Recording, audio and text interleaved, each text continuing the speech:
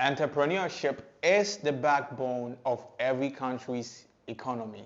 This is why we are so excited to bring to the studios Prince Asiedu Chilky, who is a businessman and also the CEO of Chilky Group of Companies. He's also the Director of Eminent Awards. Now, Eminent Awards is one of the best awards in Ghana at the moment, and he's the mastermind behind everything. So you can actually anticipate the kind of personality that he has.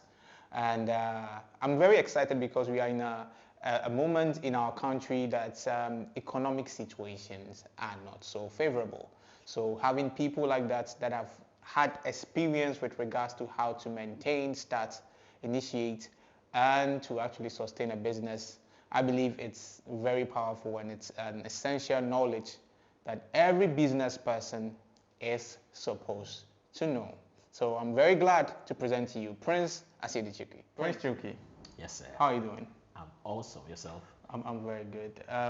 You went to Kumasi. Was that about the Eminent Awards preparation? It was partly part of it, but I went to Kumasi mainly for an election there. The tertiary institution, Kwame Nkrumah, University of Science and Technology, and I also went there to MC a wedding. And had 2 business meetings. Now you.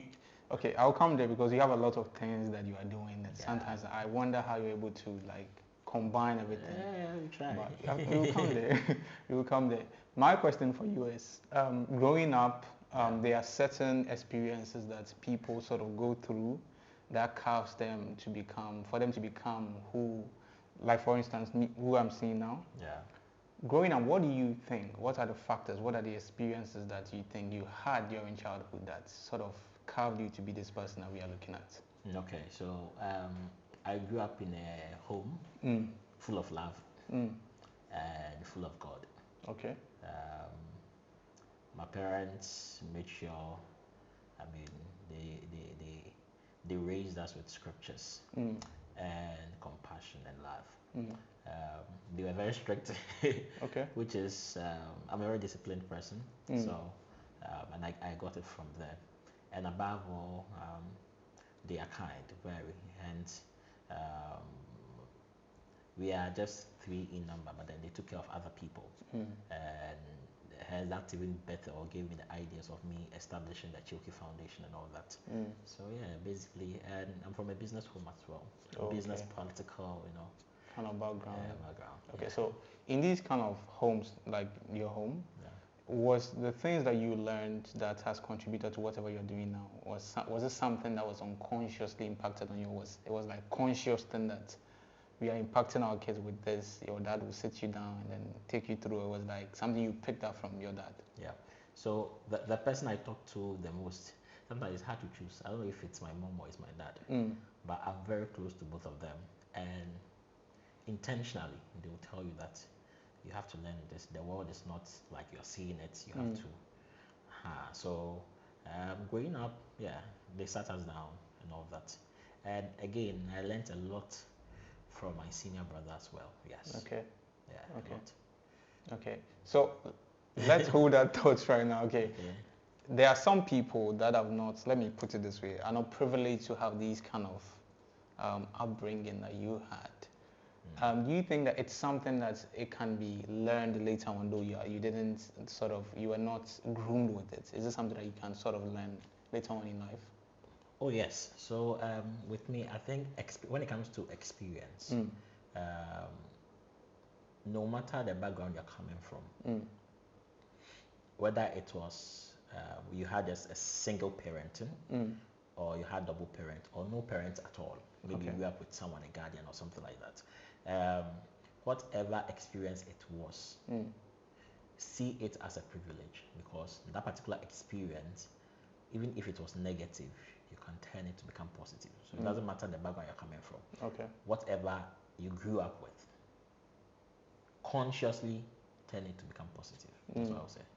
Okay. Yeah. I think that makes a lot of sense. Yeah. Okay. So what time you're an entrepreneur? Yeah. What time did you realize that I have an entrepreneurial gift? I think somewhere from primary 3 onwards. No, primary 3. No, even before that. I've always I've always liked money. I see. I've always liked to make my own money. Mm. And one thing my dad always said that you make sure you take care of the home as a man. Okay. So I think that went deep down into my heart. I do business from my heart. Yeah. So when I was a child, my mom used to have a shop. I would say a boutique, a shop, you know, A shop. second-hand clothing and stuff. Okay. Yeah. I mean, those days after school, I'm like, yeah, I want to go sell the rest and all that. And she'd be like, oh. Around primary 3. Yes. And she'd be like, are you sure? Oh no, come back. You just go around here because you're scared. Meanwhile, I can tell that I'm just going here, but where I'm going, where I go and come back without she knowing and all. I think it's really like, yeah. And even on campus, I started selling calculators and stuff. Oh, okay. Okay. Okay. So you realize your gifts early. Yeah. I started calling myself CEO from primary 5. Yes, I remember. Oh, okay. When I heard the first word, Chief Executive Officer, I'm like, come on. I like to be called that. So was the CEO linked to Chilky group of companies, or it was just a? It was just an idea. I had as in Chilky, as in CEO, Chief Executive Officer. Oh, okay. So I started calling myself CEO. Okay, you be those kind of guys in school that are like Shako, Loki. Like, by the grace of God has blessed us. I like mathematics very well, and back then I didn't want my outfit to be dirty, so I don't even go out to play. You see those kind of. Yeah. Someone said it was a bit boring, but no, I invested those playing times into my books. Oh, okay. And while I did, yeah. And do you think it paid off? Yes, it did. It did. Yeah. It did. Okay. So right now, your investments during those times mainly went into maybe your books. Yeah. So are you right now? Are you the kind of person that knows how to balance work with maybe fun or excitement? Because they say all work and no play makes you good. Yes. So some of the things I love to do for fun is to dance. Okay. Yeah. I saw it the last time when we went to the show. Yeah. Good. And again, I dance. I mean, I dance, and because I MC. You know, you can't MC without dancing, knowing the song. So yeah, sometimes I listen to music, and I listen to all kinds of music, jazz, the choral. I mean, all kinds of high life, hip hop. Yeah. Okay, that's great. Okay, then I think we've known, we have had a fair knowledge about who you are. So let's use it as a platform to build it on why we actually invited you here. Okay. What do you think that it's some of the key traits for somebody to have to be a good entrepreneur? Okay, so first off, we should ask ourselves, who is an entrepreneur? Yeah. So the dictionaries and all that, but to me, mine is someone identifying a problem and being able to solve that problem, and at the end of the day, makes ends meet out of the problem you've solved. Okay.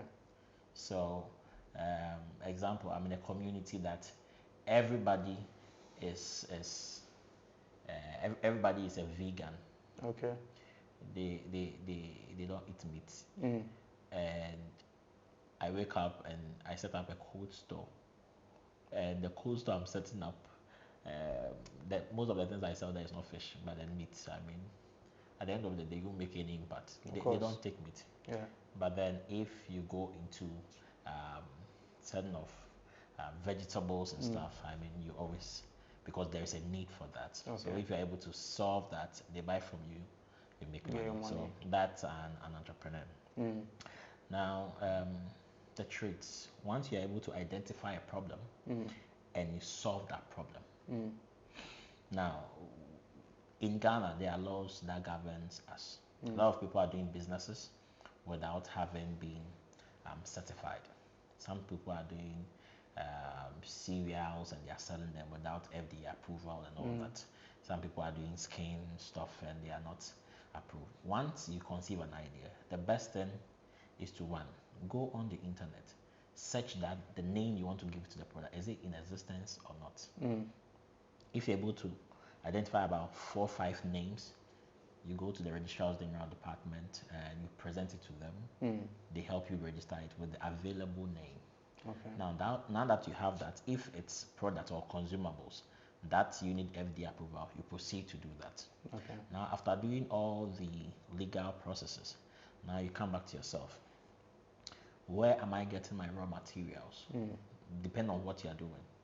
If it's a service that you are providing, okay, which people are my target market? You understand? So if you know these key things, you are able to do business and make profit. Example, like when I said, where do I get my raw materials? Let's say you are in Medina and you are into maybe Burkina. Okay. Yes. And now, maybe where you get the Burkina and the cow milk is as far away as the north. Transporting those things there from buying the production things to transportation, bringing it here, it's expensive. So now you have to think whether you have to do the production in the north and probably do your sales here in Accra. Okay. So that means you are bringing production is closer to where your raw materials are, and then your sales or your market is closer to where you are, or are you bringing the cost to where you are? Yeah. So you think about all these things and you pick the best plan, the one that works for you. Now, after identifying the market you want to sell to and all that, and being able to know the benefits of the product you are bringing on board, that's the way you can advertise to the market you have identified or your focus group. Now, you can do all this. There's a simple business term called the business model canvas. If you have the business model canvas, it's talking about who are your partners, where you get your raw materials from, which channel are you going to get to your market, how you advertise. It's like the whole drawing board, a blueprint of the entire thing. So you can just Google business model canvas on the internet and just try to answer those questions, and to help you, Okay. Yeah. Okay. So, and to be a successful, you ask about the traits. Yeah, the traits. You should be passionate about the thing. Why is passion necessary? Because at a point, there are ups and downs in business. You can go like 2 months, 3 months without making a zero Ghana cedis. You can make all profit, get to a point, and you lose everything. So if the passion is not there, I always say people should turn their passion, what they love the most, to businesses, because you have love for the thing. Whilst you keep doing it, even if the money is not coming, because of the passion and the zeal you have for the thing, you continue to do it. And consistency is key when it comes to entrepreneurship. Okay. Once you are consistent, though money is not coming, a time is coming that people are like, okay, this guy has been doing this. I started Chilky Media off in secondary school. Oh. I thought, yeah, Chilky Media. How many years has it been now? 14 years. Oh. Yes, 14 years. Okay. Yeah, 2010. Yes. Okay. So 14 years. Yeah. Wow. You're 2024. Wow. Oh, is it 14 years? Yes, 14 years. So on campus, I'll be like, yeah, if you know you're a writer, come on board. If you're an actor, come on board. If you sing, come on board. You want to learn public speaking. Back then, I didn't know what. You know what exactly? Yeah. But then, I'm someone that I kept on grasping from what I hear in movies, what I hear people say, and may his soul rest in perfect peace. I don't think I've said this anywhere before, but Ifoko Jomagbe, oh my God, God bless his soul. So he met me one day on campus in secondary school. I was speaking, I was like, what do you use your voice for? I'm like, sometimes MC, on campus, those things, SU, you go and it's like, you have a good voice for TV and radio, so you should think of something. Like, okay. So when I started Chilky Media, it was like, anything media, you come on board. If you can dance, come, if you're a writer, come. Then small, we started off as a club and all that. So it was like a club on campus, like yes. Chilky Media. Yes, Chilky Media. Then you spawn entertainment. What school was that? I went to Nifa Senior High School. Nifa Senior High. Yes, oh, okay. So those people that are in Nifa can relate to what you're Oh saying. yes. Okay. So Nifa Senior High School. So by we were like somewhere like you're not you're not those kind of things. But I was doing for the when I had passion for the media, I don't know how to put it, but then some way, somehow it came. It was there. And what Efokojoma research really, like, what are you doing with your voice? And I think since that not stick with me. I still do. Do you think the voice that you spoke about was literally or was deeper? Was like your voice that he was talking about, your voice as in the passion within you? So I am. Well, you've asked a question that I've never thought of. Yeah, so I feel like maybe. Yes. So I think the sound of my voice. Yeah. Got his attention. Okay. But probably he saw into the future. Yeah, I feel that way. Yeah. So I mean, from there it's been like that, and small we created the group. There was a drama group. I remember created an event called Anansi Fest. We were doing it in schools. We were acting plays. So while the drama group are acting, those were the camera. We had only one camera. Some old like that. I mean, those times you snap a picture now, you go and print and give people those kind of. But people loved it. I was like, okay, people like it. Then let me start going to big girls. Let me go to Kobo girls. Let me go there. Let me go there. Let me go there. There'll be events at national. Those times they're doing Mr. and Miss SS. Yes, stuff like that. Yeah, they will just go there, snap it, and all that. So now it was growing. Now someone will be in another school like, you know what, I want to be an executive of Chilky Media in my school. And create like that. So once more it became a household name. Yeah. Until I got to the university and it became like proper. I mean, we're growing. I did business administration in school. So I made it practical. Whatever I learned in the lecture hall, I just applied to the business. Okay. So, and out of the media, I realized that, okay, people love taking pictures, hence models. So I created Chilky Modeling Agency. Now, if you want to join the Chilky Modeling Agency, you need outfits. You have to wear something nice. And already I had a background of me selling my mom's left the things that she was selling. During your childhood. Second-hand clothing. So I don't create a boutique. So I created a Chilky boutique. So now it was there. Then at the university level, you know, when you get to university, that's why you hear public speaking. Okay. I was doing it in secondary, but I didn't really know the name. But you know, at the university, lectures will come like, you know, you have to be a public speaker. They will hold symposiums here, and the Inactus will hold something. Roadtrack will hold their symposium, and they'll tell you about all this. I'm like, okay. Now, if you want to learn public speaking, come. Okay. If you want to be an MC, come. Okay. If you are shy and you don't want to, on my own, I learned from the internet how microphone techniques. I learned how to be audible and be fun at the same time, being straight, focusing on the main topic and all that. Now, at the secondary school level, everybody's like, wow, who is this guy? So all these were, you were able to sort of combine all these learning process because of the passion you had for what you're doing. Yeah. And basically, whatever I learned in class at the lecture hall, I applied to the business. It was like, oh, okay. Yeah. It wasn't only theory that you were doing, you were doing the practical. Whatever we are learning in the same class with my colleagues, I just applied. Okay. Thanks to God, now I have some of my colleagues working for me. Oh, okay. Yes, I mean, so it's like that. But back then, most of them were like, this guy cry. Yeah, that kind of thing. And one way I remember, one way I used to shape my public speaking skills is I went to the University of Professional Studies Accra, UPSA.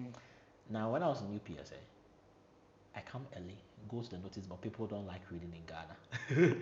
So I just go read the information that is there. Now I go lecture hall by lecture hall. Okay. You know, coming Monday, there is this, there is that, there is this, there is that, there is that. Make sure you sign in onto your portal, do this, do this, do this.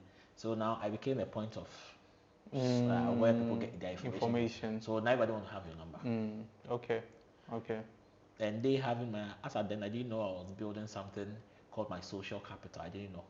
But that is it. Now, some people don't know, like you didn't know that that was social capital. Yeah. Okay, let's just backslide and then you explain what social capital means so that we. Okay. So social capital is like the currency, which is equivalent to the humans. So there is a saying that your network is equivalent to your net worth. Okay. So the number of people that you know is equal to the amount of money that you have. Okay. Like birds of the same feathers, kind of. Flocks together. And again, the number of people that you know when you are doing business, there are same people who will post it for you, who will buy it from you, who will recommend you to others. The more they buy, the more they recommend. That is money. Oh, okay. Yes. Okay. I think we are clear. We are clear, so we can continue from where. Yeah. So now everybody is coming back to.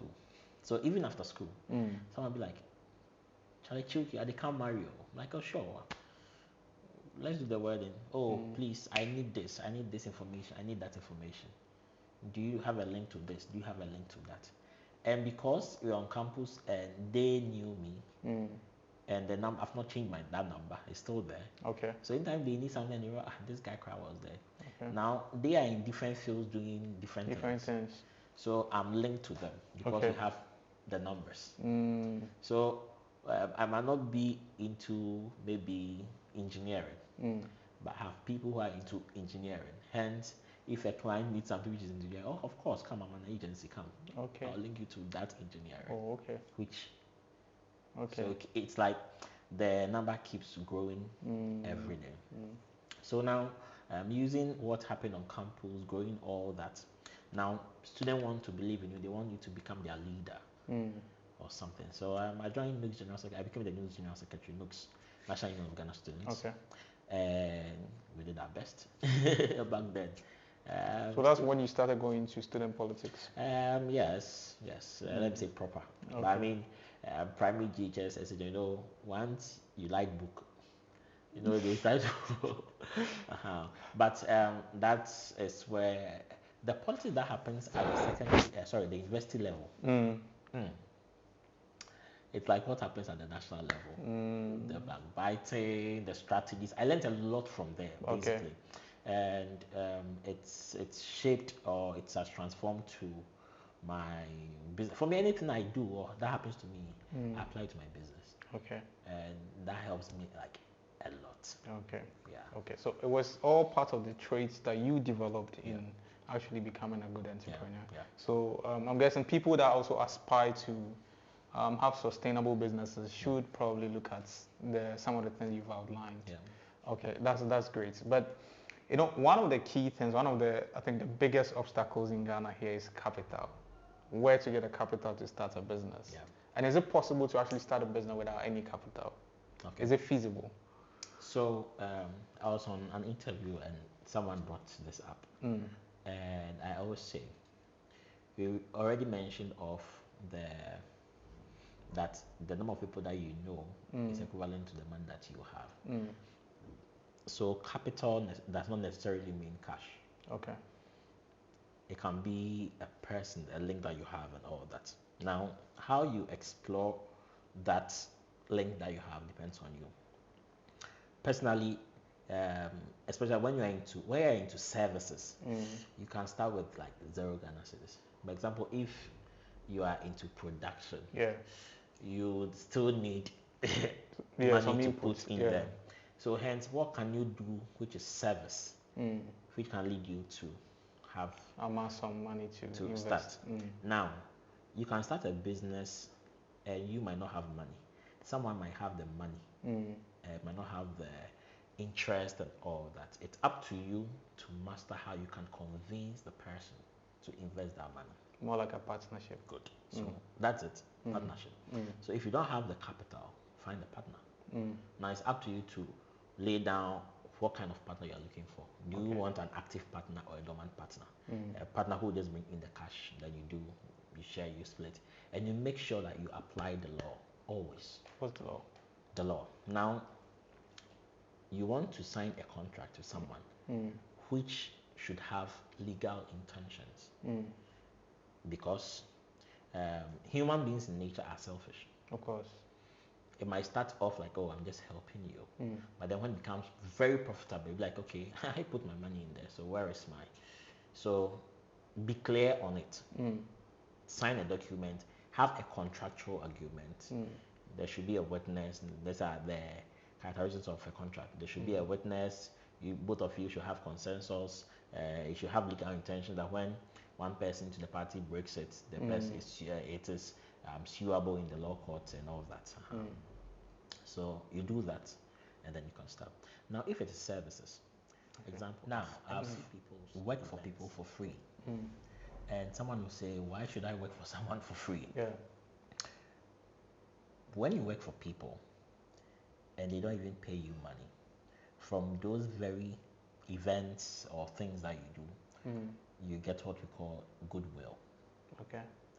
Now, goodwill transcends to money. If you have a good name or goodwill, that this person is good at this. Okay. When it comes to this particular thing, you can't take it from Chilky. When it comes to this particular thing, you can't take it from Donald. Then people know that he is good at that. So working for free would actually send you out there. It's more or less like when you are doing products. Okay. When you do the first product, the first part of it, you don't sell them straight away. You do what you call test marketing. The test marketing that you are doing, they are not paying for it. Okay. So you working for free or you doing services for free is more like your test marketing and a form of advertisement. So I always say that yes, you can start a business with 0 Ghana cedis. Either you're doing the partnership, you are volunteering, you are doing it for free to build your goodwill and all that. And it's even also help you network. So yes, okay. you can actually start some. You have to make up your mind, read more about the thing, and make sure that it's understandable that people can come in. Okay. So I think these are key knowledge that some people are not privileged to actually know. Yeah. I mean, I think usually we think about capital as money. Yeah. Okay, but I think one thing that works very well in Accra is recommendations. I mean, people are scared to actually employ people they don't know. They don't know. It's true. Yeah, because of security issues and a whole lot of things. So I believe what you are saying makes a lot of sense. Yeah. So if you are watching us, Chilky has given you some apobia you can you can use to actually start something for yourself. And my next question for you will be about the economy now. Okay. Most Ghanaians, especially the youth, are kind of helpless, frustrated. Is there a glimmer of light somewhere? Is there a light at the end of the tunnel that people are not actually seeing or focusing on? Is there a way to navigate through these kind of depression that seems to be growing in the system? Is there a way? Okay, so I don't want to comment based on political basis, but now I'll tell my fellow brothers and sisters out there. Look at yourself, like pause. Have a conversation with yourself. Now, when you are born into the world, it doesn't matter the family you are coming from. You can't choose the family that brought you to the world. But then now when you are dying, whether you die of a rich man or a poor man, it's your decision. Yeah. Now it's up to you not to be lazy. People will say that they are not lazy. We can be lazy in research. We can be lazy in reading. We can be lazy in scanning around our environment what people need. Now you pause and ask yourself, what interests me? You as an individual. Now the things that interest you, you'll be compassionate about it. We already talk about compassion when it comes to business. Now if you know what interests you, it will help you choose that particular thing that you want to do. I've seen people who were bankers and they've stopped. I've seen people who are into the military, they've stopped. I've seen people who were teachers, they've stopped. I've seen people start like they were in fields that they loved and have stopped. Or they were employed to, not they loved, rather. They were there, they had employment and all. But at the end of the day, it all boils down to you. Is there light at the end of the tunnel? Yes. If you focus on yourself and you do what you love, you talk to yourself and identify what you can do. Now, when starting it is difficult. Yes. Yeah. It's not easy. Let me take a sector like the agriculture sector. You are a youth. Everybody wants to stay in Accra. Yeah. Have you noticed that? Everybody. I, for one, I studied the environment for. I'm like, okay, when I live in Accra, people are not working, but they are eating. People are not working. They use up to 400 cedis data, some 2 weeks, some 1 month. Yeah. who are not working. In fact, those who are working, if they are receiving 3,000 Ghana cedis as salary, at the end of the month they spend more than 3,000. More. By the grace of God, where is the rest coming from? We are all magicians here. Yeah. So it all boils down to you. Now, how can I cut my cost of living? I don't stay in Accra anymore. You don't stay in Accra? No. Oh, really? Yes, I stay in the eastern region. Oh, it makes sense. Yes. Okay. Where I feel there is good food, fresh air, peace of mind for me to concentrate on work. There's some peace of mind now. Yes. When you climb understand. that hill. So it all boils down to you. Someone might cut down costs when they are in Accra. So identify yourself. What do you want to do? Now you tell me you want to be into agriculture and you stay at La Paz. How? How can you be focusing on the agri things you are doing? Now you have to move closer to where land is affordable and cheaper, where you can get seedlings and all that. Now currently government has increased the price of cocoa. So as a young man, which area in Ghana, if that's the field that interests you, which area in Ghana will it be easy for you to get cocoa seedlings? In fact, now they are giving it for free. You go to the district assemblies, you apply, they'll give it to you for free. Now you go there. Where can I get land which is cheaper? You can't tell me you want to get a land at Ebri. No, you don't have that money. Yeah. But have you asked yourself, when you go to maybe Hiamanchne, Kokomo, I mean places that are far away from Accra, that has fertile land. When you go there, you can even do partnership with maybe siblings, or they check the profits. You are getting my point. Yeah. So Ghanaian youth should listen. Politicians are there. They are politicians. They will do politics. We pay taxes, we pay taxes, and we feel we are entitled to it. Yes, but at the moment that those things or what we expect you're not getting, what is the other solution? Alternative. You cannot depend on others always. So yourself. Find something doing. It can be agriculture, it can be production, it can be services, it can be in any field, the media. And I like the fact that people are now taking advantage of social media, especially TikTok. People who are comedians are making skits over there. People are hosting interviews like you're doing. They post on their YouTube channels, on their social media, other social media, and they are making money out of it. A lot of Ghanaian people love music. The artists, I believe some come on this show, and you see how passionate they are about it. They'll be like, we are pushing, but it's not going. But the thing is, keep pushing. Kimpaluta. It's a clear example. Look at how long he's been singing, he's been rapping, so long. But when consistency is key, when you keep doing it, and you see, I have an approach called the GBN approach to business. God branding networking. We've already talked about the networking. We talk about branding, how to brand yourself. Now the God factor. You cannot do things without God. Muslims believe in God. Christians believe in God. The traditionalists believe in God. These are the three main religious groups in Ghana. Even the Buddhists and all, they believe that there is a God. So no matter what, you cannot take God out of the equation. I think since you are bringing the whole concept of God, I believe that it's right for us to ask you this question. What is your perception about God? What is, when we talk about God, in your mind, in Chilky's mind, what do you understand by God? God is all-knowing, all-powerful. He has a listening ear. God is someone who has given us our will. So you choose what you want to do, and you seek Him when you want to seek Him. He is there for you always, even in your lowest moment, even the time that you are sinning. You know that what you are doing is a sin, but He is there. And I believe God is. He is the supreme. He is the all-knowing. God is God. He is the I am that I am. Okay. So it's like you possibly taking God out of the picture is more or less like taking everything out of the picture. Yes. Now let's take it this way. Who gives you the idea? Who gives you the energy?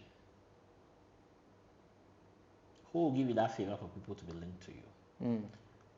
You might not believe in the Christian God or in the Islamic God or in the traditional God, but you believe there is a God, someone supreme. Yeah. And can't take it out. Yeah. Okay. Okay. So God is God. Okay. Okay. The beginning and the end. The beginning and the end. Yeah. Okay. So you need a God factor to sustain your business. Yes. Even in business or in life, you say you have godfathers, godmothers. Oh, okay. Yeah. Yeah. Okay. You need a God. You need a higher being to rely on. Okay. Okay. Yeah. Like riding on the shoulder of a giant. Yes. Okay. So I think with regards to business, you've made a lot of good points that I believe will be of massive value to our viewers. Now, one thing that we can't take out of bringing Prince Chilky here is Eminent Awards. Eminent Awards is now growing to be one of the best awards here in Ghana now. Yeah.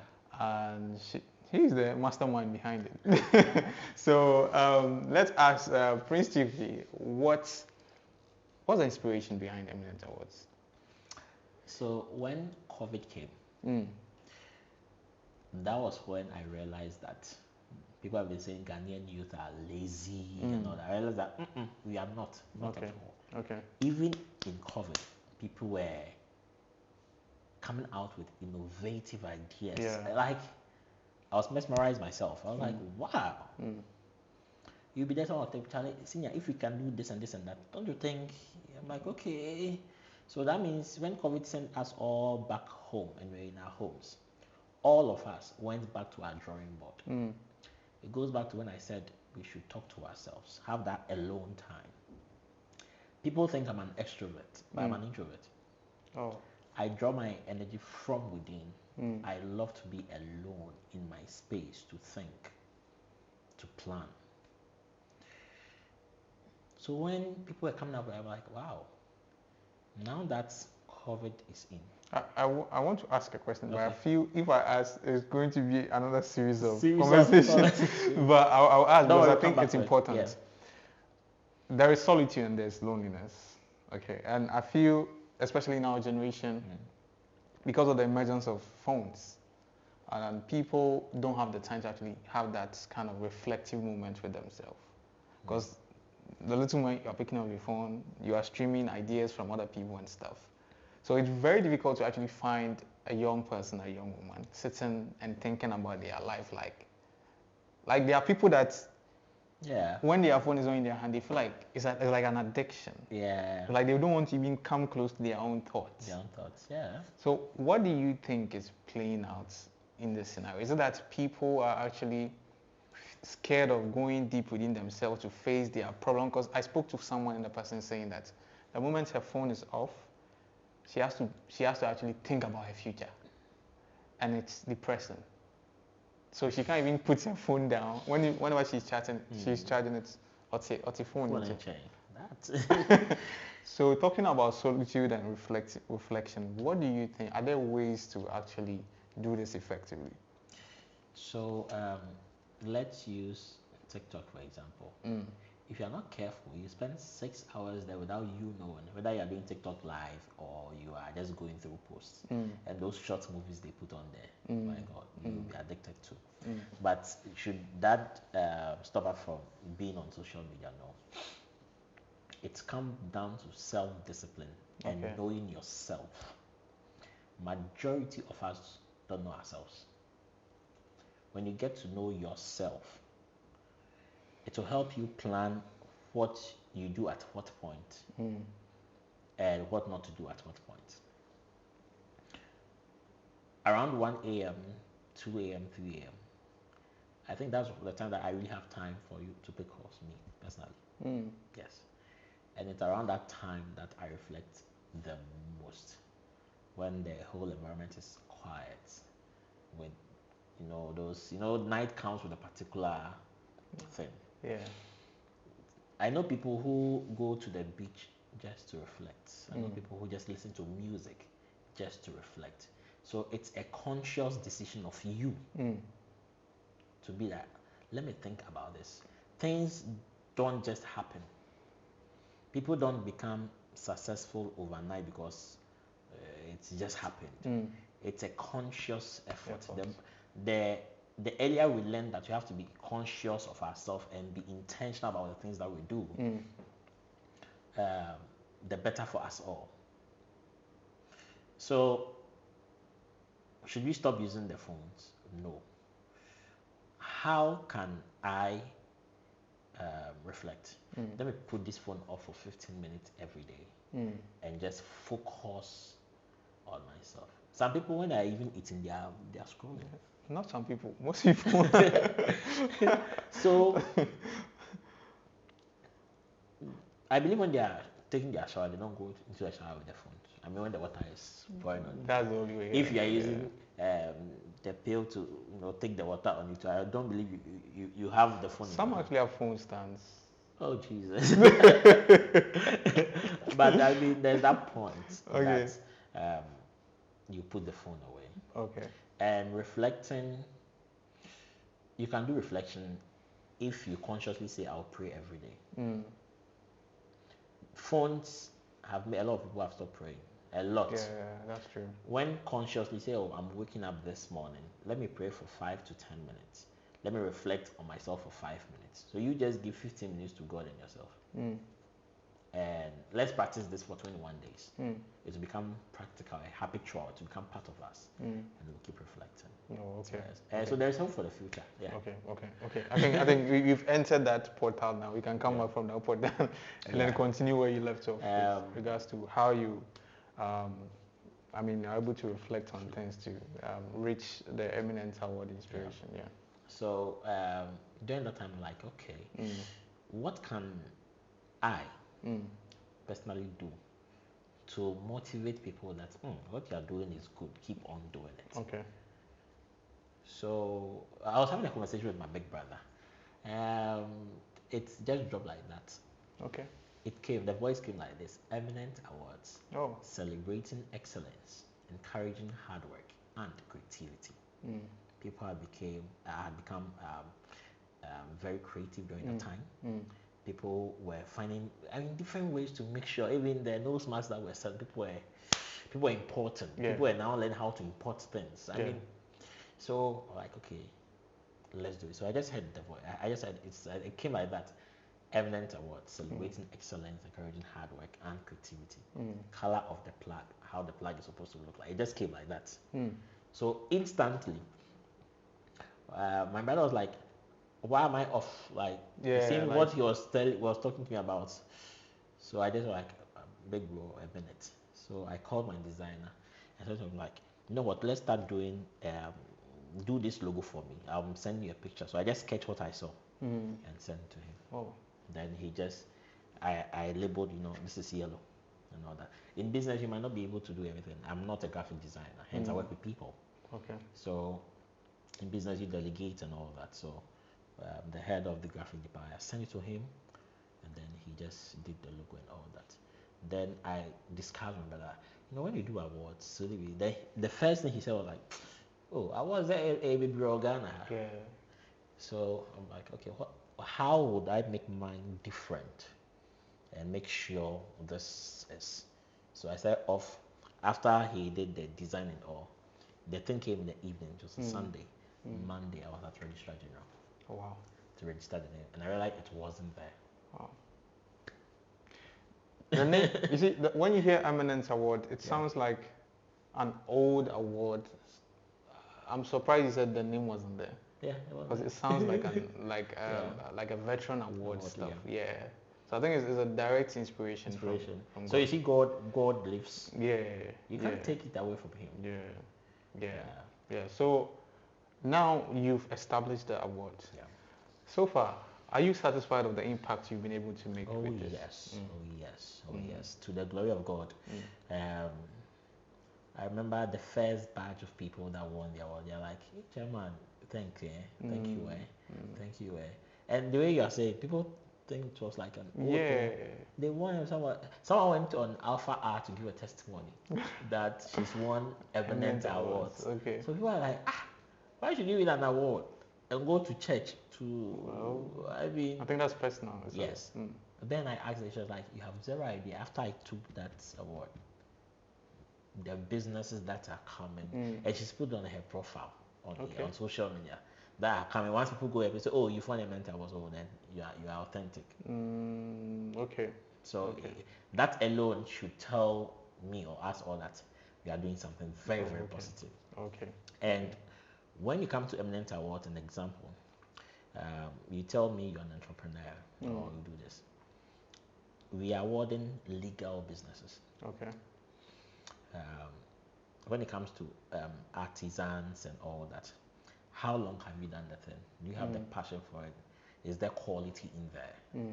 How are you going about it? There should be proof. You tell me you're a farmer. Is your farm registered?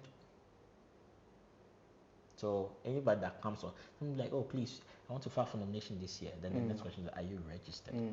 So the people file for the nomination? Yes. Okay. So we don't go out there and be like, no. Okay. There are displays out there. We open the window period for to call for nominations. It's there. If you see it and it interests you and you know that what you're doing is right, you come. But then when you come, our first point of service is to talk to you. So most of the nominees have become like family.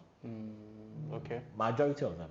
Okay. And because they are coming from different fields, it's also add up to my social, capital. Yes. And that's one thing. I realize your award scheme is quite broad. Yes, it's diverse. It's different sectors and field combined. How are you able to sort of sample through, since you don't have full knowledge of different careers, to really award people that you feel they deserve it, since maybe you're not a medical practitioner? So do you have a team that sort of look into this? So there is the Eminent Awards board. The board is unknown to everybody, but then there is the Eminent Awards team.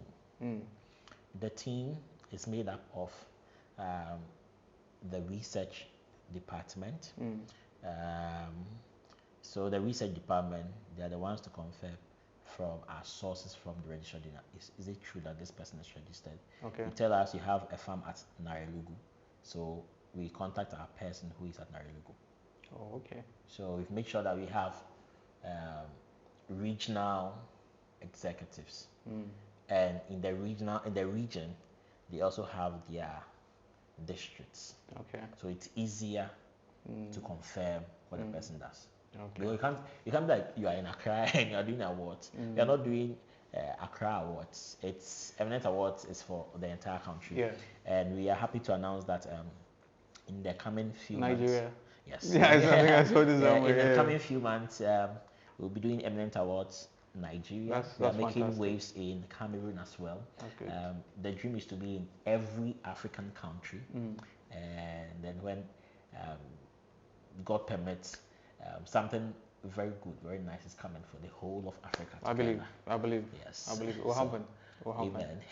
You're doing a fantastic job. When I saw the Nigeria one, I was like, yo, Prince is really flying. I know. Thanks be to God, Ghanaians and the entire team. They've been working hard. I think this only proves that his knowledge that he's giving so far is something that is workable. It's something that you can practically use to also have the same experience Prince is having with his life. But my question for you, probably my last but one question, is what's the vision for Eminent Awards? So the way we have BET, the Oscars, that is really celebrated across the world. Everybody want to have that. That is the aim and vision for Eminent Awards. I want people to know that Eminent Awards started off in Accra, Ghana, and spread through Africa, and it's for Africa. So we are doing this for Africa. Yes. We are doing this for Africa, and we pray that every country that we go to, our associate, big shout outs to all our associates in the other countries. Some are in the diaspora or they're all pushing. So don't be surprised when you see Eminent Awards UK or Eminent Awards USA or Eminent Awards Dubai. I believe. Awards. Yes. I'm a believer. Yes. Yeah, so it's possible. God, inshallah. Ever far. So the whole thing is to actually have an award like BET and maybe even Oscars, Grammys. Yes. But then again, we go back to our mantra. We say we are celebrating excellence. We are encouraging hard work. and creativity. Okay. So we encouraging hard work is going to help the economy stabilize because they're all going to work. We are going to get money. We are going to pay our taxes. Okay. Okay. We are celebrating excellence. Whatever you're doing, there should be a form of excellence in there. You're not doing a shabby job. You are working right, and we are appreciating your creativity. So hence we are telling you to be very creative. So we are also contributing to the SDG goals that is worldwide that everybody is focusing on. Yeah. And that's impact. Yes. That's great. That's great. So my last question for you is, maybe there's a young entrepreneur out there, or maybe not necessarily an entrepreneur, but someone that is young that is looking to start something, or maybe they've already started, but they don't have the fire, or they are losing the fire. What do you have to tell them? What inspiration do you have for them? It is not easy, but you know the reason why you started. You always have that in your mind. It can be because of money. I've told you that if you want to die poor, it's your choice. If you're born poor, it wasn't your choice. If you want to die poor or rich, it's your choice.